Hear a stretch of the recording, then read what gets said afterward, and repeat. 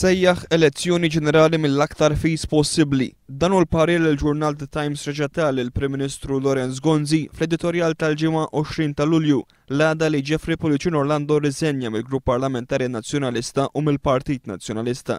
L-editorjal tal-ġurnal The Times jingħaqad mal-editorjali tal-ġurnali kollha, inkluż tal-Gazzetta The Sunday Times, li l-koll qablu li l-unika triq għal Lorenz Gonzi hija li jsejjaħ elezzjoni ġenerali. L-unika ġurnali li mhux qed jagħmlu din is-sejħa huma dawk tal-Partit Nazzjonalista. Il-ġurnal The Times jgħid li wara d-deċiżjoni ta' Jeffrey Policino Orlando, il-Gvern tilef membru fil-Parlament. Skont The Times, mid-dikjarazzjonijiet li għamel Policino Orlando fl-ittra ta' riżenja, wieħed ma jistax jasal għal konklużjoni li l-Gvern kostituzzjonalment tilef il-maġġoranza parlamentari tiegħu. Madankollu, l-editorjal ta' Times jgħid li moralment u politikament il-Gvern jaf li tilef il-maġġoranza parlamentari.